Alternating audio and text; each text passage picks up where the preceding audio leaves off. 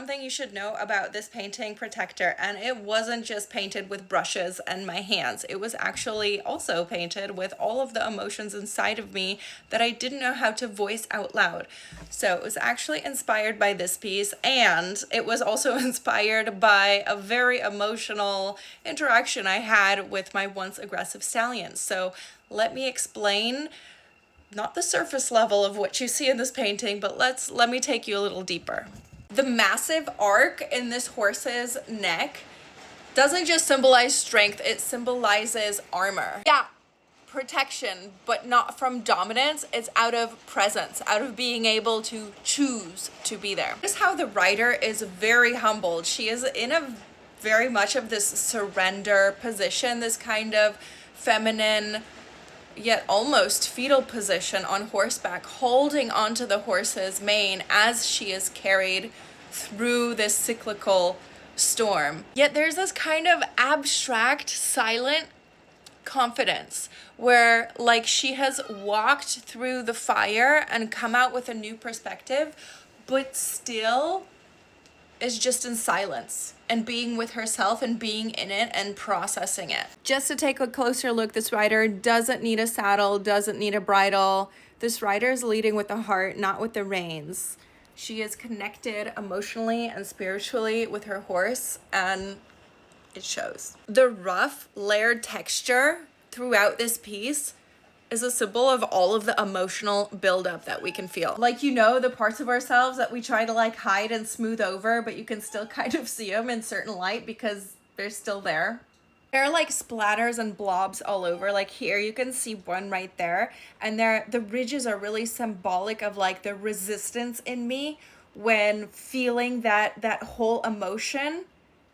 But it was necessary to feel all of this, including all of the little tail end splatters of the emotions linked to this main one, in order for me to fully process it and let it go and release, to be able to get that kind of connection with my horse, that kind of communication where it was easy, where it just flowed, and where I didn't have to speak, but it was more just like in my breathing and in my thinking that I was able to communicate with my horse. Everything moves in a circle deliberately. It's not just for aesthetics. It's like our emotions, which are seasonal. It's a cycle of breakdown and breakthrough over and over and over again. And this circular motion symbolizes how healing is not linear. Horses teach us through repetition, reflection, and rhythm. This is the painting in its early stages. You can see a lot of muted tones, which is representing a lot of the disappointment I was feeling. But then, after I stopped questioning myself and my decision to not ride my horse in the moment that he said no, and a few days later, when I really felt that connection skyrocket because of my previous decision to step away from the saddle, to step away from getting on, and to step away from my ego, who really just wanted to go ride for the first time on the trail with him, then I started seeing the light. And so here you can see that I started adding some bright yellows, golds, and it was like slowly starting to creep in. Like here you can slowly start to see the highlights, but the more that I work on this, the more the gold symbolizes like just alignment. That golden moment when two beings just meet each other exactly where they are. That painting is called Protector because on that day, my horse protected me, and I also protected his emotions as well. So it was like we were protecting each other.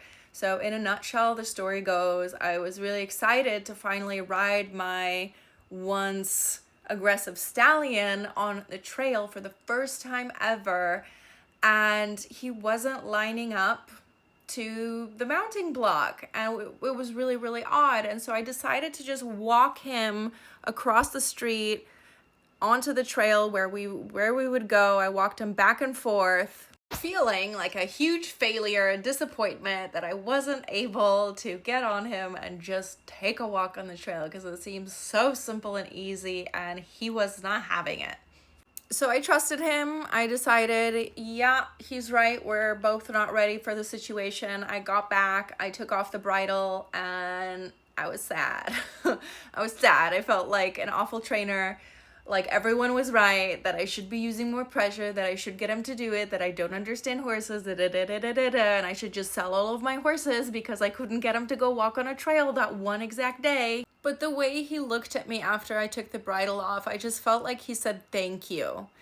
And I felt like he appreciated the decision that I made, but I also still had that inkling of like, I'm a bad trainer, I'm a bad horse owner. And it just kept lingering and it would not leave me. But that was a beautiful moment for me to prove to him that I put him first. I didn't put what I wanted other people to think about me as a horse trainer first. I put his feelings first, and he really felt that. And that was a moment that could have made or broken our trust. And because I listened to him, I became his protector too. You know, sometimes the strongest leaders aren't the ones who force the ride. And Brilliant taught me that lesson. The good leaders, the good friends, the good partners are there to wait when you say not yet. So this painting titled Protector has so many layers of meaning. Starting from a place of questioning myself, my abilities, and what I understood in my horse's emotion, to listening to that intuition and that part of me, feeling scared about my decision to listen to myself, and then being rewarded with the best, most connected first trail ride ever with my horse, was a tearjerker. And I did cry while I rode him because I was so ecstatic and so happy. And I think that joy in the golds and in the yellows and in the whole cycle of emotions that started, I was something exciting and I wanted to expect something and it didn't happen, and then I was sad, and then I was and then just pure bliss. If you've ever had that moment where you're questioning yourself and not feeling like you're enough, my recommendation is to sit with it, because I mean, that's what I did. I sat with those feelings of feeling worthless and like a failure. Feel it in its intensity, in its entirety, and it will lift you to a new level in your relationship with yourself, which will unlock the next level of your relationship with your horse, and you will feel like a freaking princess, like a queen. Feel it.